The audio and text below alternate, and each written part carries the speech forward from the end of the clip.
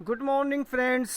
Daily current affairs और दैनिक रोजगार समाचार के सेशन में आप सबका एक बार फिर से स्वागत, वेलकम और इस्तकबाल।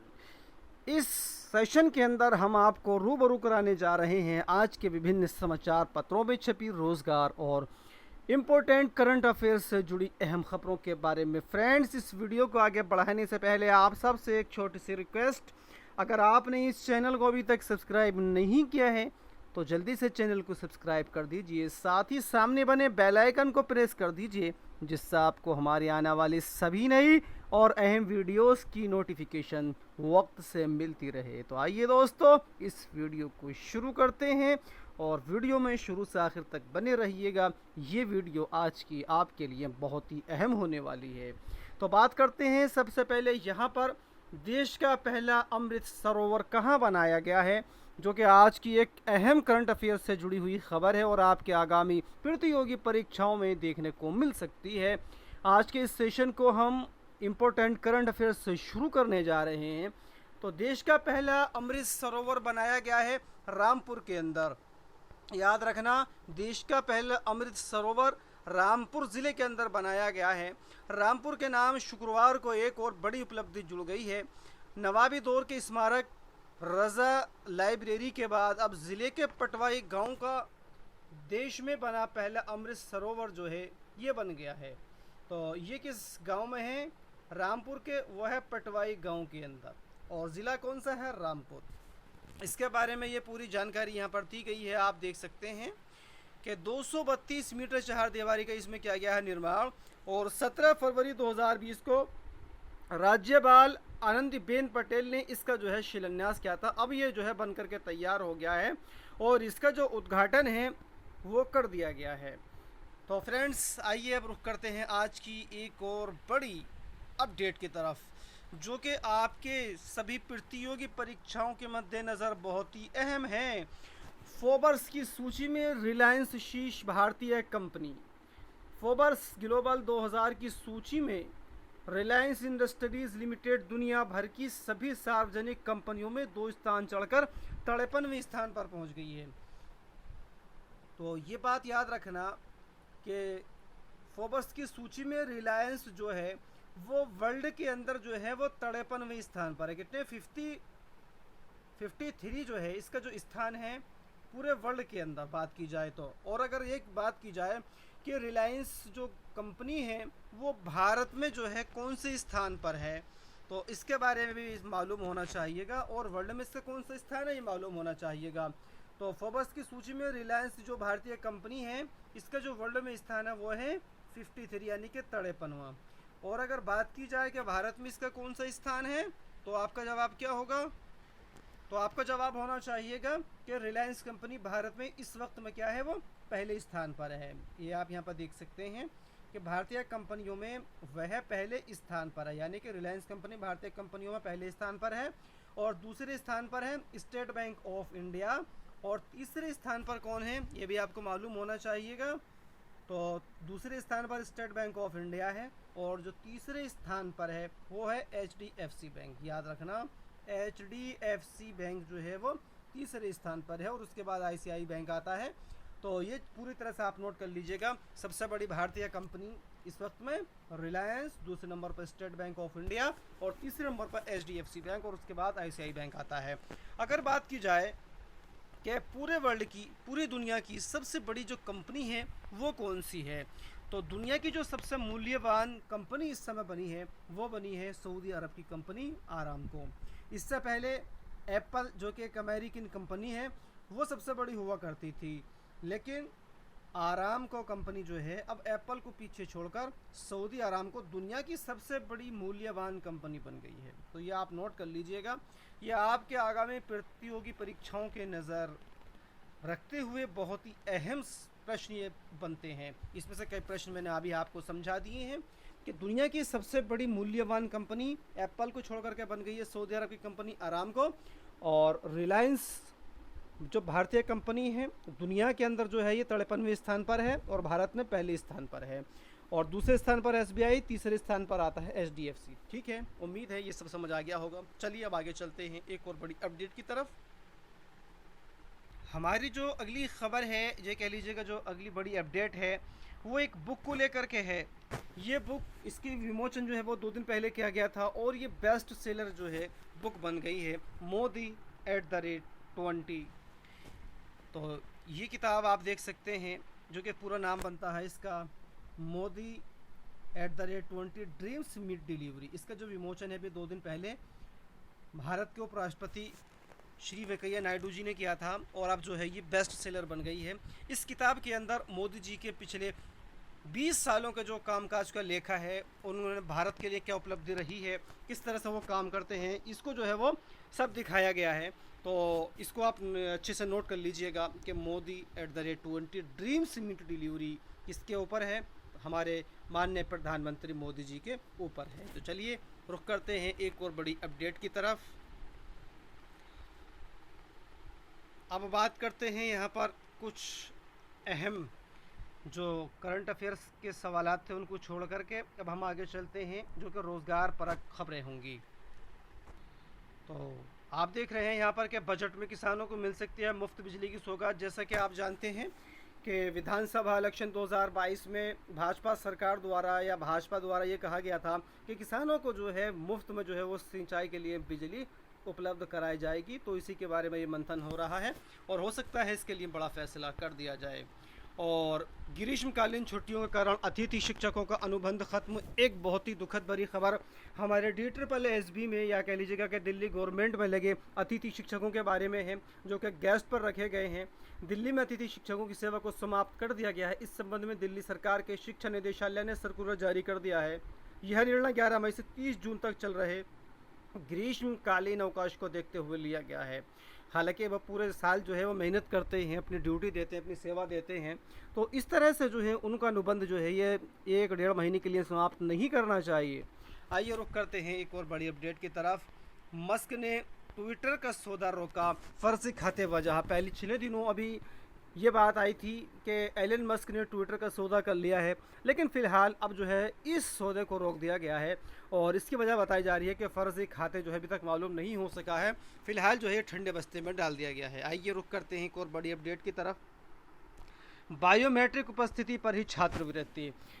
अब यूपी के अंदर पूर्व दशम एवं दशमोत्तर छात्रवृत्ति जो है अब वो बायोमेट्रिक हाजिरी के आधार पर दी जाएगी। अब ऑनलाइन हाज़िरी ली जाएगी। अगर आपकी हाज़िरी 75% से अधिक रहती है तब आपको स्कॉलरशिप जारी की जाएगी, अदरवाइज़ आपकी स्कॉलरशिप यूपी के अंदर नहीं दी जाएगी। ये बड़ा फैसला समाज कल्याण द्वारा लिया गया है। तो ये ध्यान रखिएगा, अगर आप हाई स्कूल से नीचे या उसके ऊपर की पढ़ाई कर रहे हैं तो आपको अपने कॉलेज, अपने स्कूल के अंदर 75% से ज़्यादा हाज़िरी दिखानी अब ज़रूरी है स्कॉलरशिप के लिए। अगर आपकी हाज़िरी इससे कम रहती है तब आपको स्कॉलरशिप रोक दी जाएगी। आइए चलते हैं बड़ी अपडेट की तरफ। दोस्तों हमारी जो बड़ी अपडेट ये है वो UPHESC की विज्ञापन संख्या 50 के तहत आ रही है। तो UPHESC ने 2 विषयों में असिस्टेंट प्रोफेसर के 248 पदों का अंतिम चयन परिणाम जो है वो घोषित कर दिया है। और ये जो परिणाम घोषित किया गया है वो समाजशास्त्र रसायन विज्ञान विषय का जो है वो जारी किया गया है।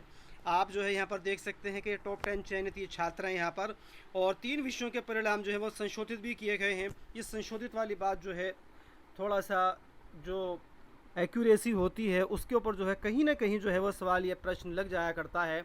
असिस्टेंट प्रोफेसर शारीरिक शिक्षा वाणिज्य एवं प्राणी विज्ञान का अंतिम चयन परिणाम संशोधित कर दिया गया है। जिनका संशोधित परिणाम हुआ है उसमें शारीरिक शिक्षा है, वाणिज्य है और प्राणी विज्ञान है। आप जो है इसको वहाँ से जा के देख सकते हैं इसकी वेबसाइट से।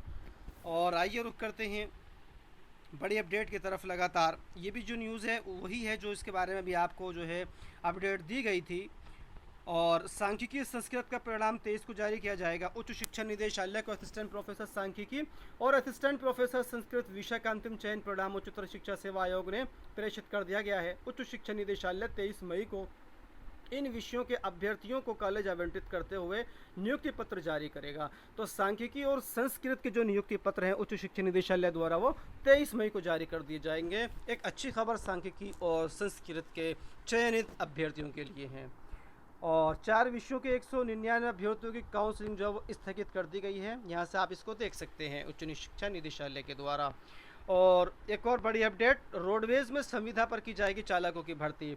संविदा पर की जाने भर्ती के हम खिलाफ हैं। इसके लिए हमारे बेरोज़गार भाइयों को जो है वो आवाज़ उठानी चाहिए कि जब बेरोज़गार पढ़े लिखे हुनरमंद मौजूद हैं तब संविदा पर रखने की क्या ज़रूरत है। परमानेंट वैकेंसी निकाल करके उनको जो है स्थायी तौर पर भरा जाए, न कि संविदा पर जो है वो काम चलाया जाए। एपीओ भर्ती प्रारंभिक परीक्षा 10 जुलाई को होगी। सहायक आयोजन अधिकारी एपीओ भर्ती परीक्षा 2022 की प्रारंभिक परीक्षा 10 जुलाई को जो है वो आयोजित की जाएगी। उत्तर प्रदेश लोक सेवा आयोग के वर्ष 2022 के कैलेंडर में यह परीक्षा शामिल नहीं थी, इसलिए जो है इसको अब बताया जा रहा है कि ये परीक्षा 10 जुलाई को आयोजित की जाएगी। 44 पदों पर भर्ती के लिए यूपीएससी ने घोषित की है परीक्षा तिथि। और अगली न्यूज़, कंप्यूटर ऑपरेटर भर्ती परीक्षा के जो है वो प्रवेश पत्र उत्तर प्रदेश लोक सेवा आयोग द्वारा जो है वो जारी कर दिए गए हैं। और राज्य कृषि सेवा के 5 पदों का इंटरव्यू उत्तर प्रदेश लोक सेवा आयोग द्वारा जो है वो 19 को जो है वो कराया जाएगा। आइए रुख करते हैं एक और बड़ी अपडेट की तरफ। बीएड बिना विलंब शुल्क के कल तक जमा होंगे आवेदन। तो बीएड संयुक्त प्रवेश परीक्षा के जो आवेदन फॉर्म भरे जा रहे हैं उसकी जो लास्ट डेट बिना विलंब शुल्क के है वो 15 मई है। तो अगर आपने अभी तक जो है ये फॉर्म नहीं भरा है और भरना चाहते हैं तो बिना विलंब शुल्क के 15 मई तक आप इसको भर सकते हैं। और विश्वविद्यालय को अब तक 5.36 लाख आवेदन जो है वो संयुक्त प्रवेश परीक्षा के लिए मिल चुके हैं। और सांख्यिकी अधिकारी व चालक पद पर भर्ती परीक्षा 22 को उत्तर प्रदेश अधीनस्थ सेवा चयन आयोग यूपी ने सहायक सांख्यिकी अधिकारी व शोध अधिकारी, राज्य कृषि उत्पादन मंडी परिषद, रोड रोलर चालक और नक्शा नवीस के रिक्त पदों पर भर्ती के लिए लिखित परीक्षा की तिथि घोषित कर दी है। इन सभी पदों के लिए लिखित परीक्षा 22 मई को आयोजित होगी। तो ये भी न्यूज़ योगी सरकार की तरफ से किसानों के लिए अहम हो सकती है, जो आपके सामने स्क्रीन पर है। और एक और बड़ी अपडेट, उत्तर प्रदेश मदरसा शिक्षा परिषद यानी कि उत्तर प्रदेश मदरसा बोर्ड की परीक्षाएं आयोजित की जा रही हैं।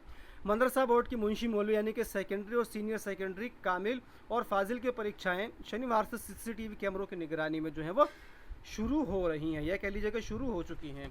और इन परीक्षाओं के लिए कुल जो है इतने अभ्यर्थी जो है पंजीकरण कराया है और पूरे प्रदेश के अंदर जो है 523 परीक्षा केंद्र बनाए गए हैं। आइए रुख करते हैं एक और बड़ी अपडेट की तरफ, जो कि 68,500 प्राइमरी भर्ती को लेकर के आ रही है। शिक्षकों ने प्रत्यावेदन देकर 3 में से मांगा है एक ज़िला, यानी कि जो इन्होंने अपनी चॉइस रखी थी पहले नंबर पर, दूसरे नंबर पर, उसका प्रत्यावेदन देकर के एक ज़िले की यहाँ पर मांग की जा रही है। अधिक मेरिट होने के बावजूद दूर के ज़िलों में इनकी तैनाती है और अब इसके लिए जो इन्होंने प्रत्यावेदन दे दिया है। 5 विषयों में असिस्टेंट प्रोफेसर पद पर 459 का चयन, ये यूपीएचएससी के विज्ञापन संख्या 50 को लेकर के न्यूज़ है। और 45 विद्यालयों में होगी कंप्यूटर शिक्षा अनिवार्य, माध्यमिक शिक्षा विभाग से शासन ने मांगा है प्रस्ताव। तो दोस्तों ये 4500 जो एडेड स्कूल हैं, गवर्नमेंट एडेड स्कूल, उसके अंदर आप कंप्यूटर की शिक्षा को अनिवार्य किया जा रहा है। और उसके बाद जो अगर ये प्रस्ताव पास हो जाता है तो फिर उसके बाद जो है जो कंप्यूटर शिक्षक है उनकी जो भर्ती है वो अलग से निकाली जाएगी और उनके पद भरे जाएंगे। तो ये जो न्यूज़ है हमारे सभी कंप्यूटर जो डिग्री डिप्लोमा रखते हैं उन सब के लिए बड़ी अहम हो जाती है। तो चूँकि उनके लिए जो है ये रोज़गार के जो मौके हैं वो निकाले जाएंगे, ये जो प्रस्ताव है बहुत जल्द माननीय लिया जाएगा। कंप्यूटर शिक्षा अनिवार्य करने के लिए सहायता प्राप्त माध्यमिक स्कूलों में नियमित कंप्यूटर शिक्षकों की भी नियुक्ति करने की तैयारी है। प्रदेश सरकार ने कंप्यूटर शिक्षकों के पद सृजन करने के लिए माध्यमिक शिक्षा विभाग से प्रस्ताव मांगा है। जिन स्कूलों में कंप्यूटर विषय शिक्षा की मान्यता हाई स्कूल इंटर की अलग अलग है और पढ़ाई हो रही है, उनकी सूची जो है वो शासन को भेजी जा रही है। तो फ्रेंड्स, अगर आप कंप्यूटर के मामले में आप जो है BCA इसके अलावा कोई और डिग्री रखते हैं, साथ ही आप B.Ed भी हैं, तब आपको इस भर्ती के लिए अपनी तैयारी शुरू कर देनी चाहिए, क्योंकि ये भर्ती भी लिखित परीक्षा के आधार पर होगी। तो ये जल्द वैकेंसी आ सकती हैं, इसके लिए आपको तैयारी में लग जाना चाहिए। तो दोस्तों अब आगे चलते हैं एक और बड़ी रोज़गार से जुड़ी खबर के बारे में। पंचायत सहायकों के रिक्त 2783 पदों पर भर्ती होगी। तो इसके लिए भी आप जो है देख सकते हैं, ये भी एक अच्छा मौका हो सकता है। और राजस्थान उच्च न्यायालय ने रद्द की है अधिसूचना। तो आइए दोस्तों आपको एक और बड़ी अपडेट से जो है वो रूबरू करा देते हैं, जो कि B.Ed डिग्री धारकों के लिए किसी एक दुखद खबर से जो है वो कम नहीं है। तो TET के प्रमाण पत्र जारी करने पर हाई कोर्ट की रोक। इलाहाबाद हाई कोर्ट ने टीईटी 2021 के प्रमाण पत्र जारी करने पर रोक लगा दी है और राज्य सरकार से जानकारी मांगी है कि बीएड अभ्यर्थियों को प्राइमरी स्कूल में सहायक अध्यापक नियुक्त करने के संबंध में एनसीटीई ने कोई नई अधिसूचना जारी की है या नहीं। ये आदेश जो है वो जारी करते हुए जो है यूपी सरकार से जवाब मांगा गया है। कोर्ट ने जानना चाहा है कि एनसीटीई ने 28 जून 2018 की अधिसूचना में बीएड अभ्यर्थियों को प्राइमरी स्कूलों में सहायक अध्यापक नियुक्त होने के लिए योग्य माना है, लेकिन राजस्थान हाई कोर्ट ने यह अधिसूचना रद्द होने के बाद कोई नई अधिसूचना जारी किया अथवा नहीं, इसके बारे में जवाब मांगा है। तो इसके बारे में आपको बताते चलें कि एनसीटीई ने पहले 2010 या 2011 में जो है वो बीएड को जो है प्राइमरी के लिए जो है वो योग्य माना था। उसके बाद फिर 2018 में एक नई अधिसूचना जारी करते हुए बीएड डिग्री धारकों को प्राइमरी में शिक्षक बनने के लिए जो है वो योग्य मान लिया था और कहा था कि ऐसे जो बीएड अभ्यर्थी अगर प्राइमरी में सेलेक्ट होते हैं तो उनको 6 माह का ब्रिज कोर्स कराया जाएगा। और इसी को लेकर के राजस्थान हाई कोर्ट में एक अपील दायर की गई थी, जिस पर हाई कोर्ट ने बीएड को प्राइमरी में शामिल करने की ये जो एनसीटीई की अधिसूचना तो इसको रद्द कर दिया था। उसके बाद से एनसीटीई ने कोई नई अधिसूचना बीएड को प्राइमरी में शामिल करने को लेकर के जारी किया अथवा नहीं, इसको लेकर के जो है ये जवाब अब इलाहाबाद हाई कोर्ट ने उत्तर प्रदेश सरकार से मांगा है और तब तक टीईटी टेट 2021 के प्रमाण पत्र जारी करने पर रोक लगा दी है। आप जानते हैं कि टेट 2021 का परिणाम घोषित हो चुका है और अब इसके प्रमाण पत्र जारी होने थे। तो ये जो न्यूज़ है हमारे बीएड धारी सभी भाइयों के लिए एक दुखद समाचार है, क्योंकि अगर प्राइमरी में बीएड शामिल था तो रोज़गार के अवसर सभी को मिल रहे थे। तो उम्मीद करते हैं कि एनसीटीई बीएड को जो है वो प्राइमरी में शामिल रखने की अधिसूचना को जारी रखेगा या फिर इसी कोई रास्ता निकाला जाएगा, ऐसी उम्मीद करते हैं। तो दोस्तों अगर ये वीडियो अच्छी लगी हो तो लाइक कीजिएगा, शेयर कीजिएगा।